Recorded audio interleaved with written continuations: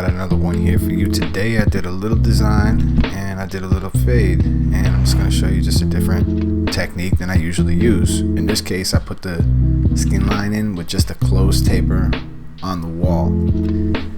And then the design, I'm just trying to keep it simple, trying to just do some cool little freestyle line. I kind of come back to it a few times just to give myself time to kind of think about what I'm doing. I don't want to fade it in some spots and leave it dark in others, so I'm messing around with that. But yeah, with the designs, man, I mean, I've been doing them for a long time now, and it's just, it's so easy to overdo it. It's so easy to take it too far to the point where it don't look good, and God, I must have done that a million times. But I think finally I'm at a place now where, without thinking about it, I could put down a pretty nice looking design, and it's finally getting a little bit easier for me. But I think part of the reason is I've sort of simplified it a little bit. But we're gonna start with the same way I always attack the fade, with an open taper. Which, by the way, I'm gonna show you guys something I figured out with the wall senior in my next video that has made fading with this thing just really fun and easy. But in this case, I just did it the same, which also still works well. Open taper, putting in that second line, and I'm going to begin closing it. I have it closed right now, probably 20% closed right now.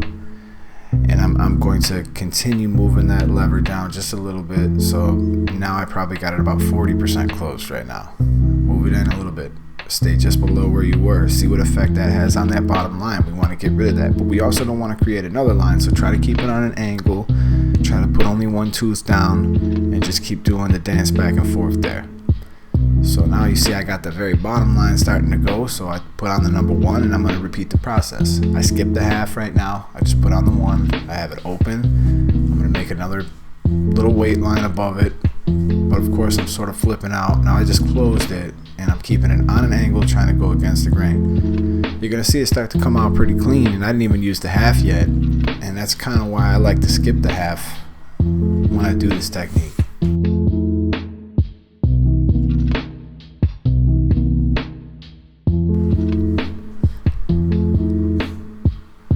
Now I can come back with the half, and I can knock out the last little bit that remains on this side.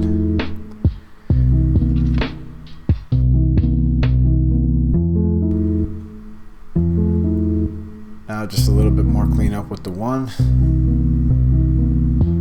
and going back to the half for a second just to see if I couldn't get that little line out with the 1. Always try to go that little step higher.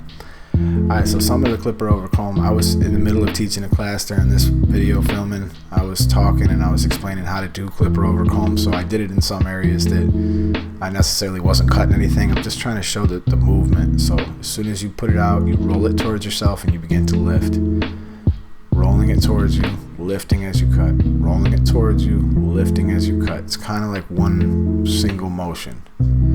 I realize I'm not really cutting anything right there, but I'm just trying to show the technique. Now, of course, you can also cut with it a little bit different. If you're doing a taper, still rolling it towards you, you can put it out this way, sort of use it like a guard where you're coming up with your clipper. I personally like to do this with the clipper in the closed position so I can see exactly what I'm cutting. However, if you're new to clipper over comb, you might want to put a guard on. You might want to put like a number 1 on and do the clipper over comb with that. That'll give you a little bit more leeway. I'll knock the fade out in the back the same way I did. Open taper, slightly closing, slightly closing. Hit it with the 1 and then go back with the half. I wanted to leave a little bit of weight around the design at the bottom so that it could still show that bottom line, because if I skin that out, there would be no design left. Like what I kind of like to do too with the designs is I like to start with sort of like a rough outline. I don't really like to thicken anything up just yet. Just start with it sort of rough. Don't thicken nothing up. Don't get too committed to any which direction. Just make the line real small and thin, and then go back and thicken them up in areas and kind of move the design around a little bit. If you give yourself that chance, any tools that you might need or that you like that you've seen in this video, I'm going to put them in a link in the description. Just go ahead and click that little arrow and drop down box, and I'll list everything in there for you. Whenever you're shaving somebody with the design too, you really got to be careful. I mean, it is so easy to cut people, especially when you're using the razor on the head. And I'm just really careful to change that blade and recognize when it's dull. got to be really careful when you shave it, and make sure you prep the skin good. And that's about it, y'all. Hope y'all enjoyed the video. I think you might have noticed that the editing is kind of starting to move to a different level. I got somebody editing my videos, helping me now, and you know, it's really making things come out nice. So if you want to hit him up, you can send him your footage. He will hook you up. He'll do it on the cheap, and all you gotta do is send him your footage, man, and he'll chop this up real nice for you. Dude's cool as could be. I'm gonna put his link in the description.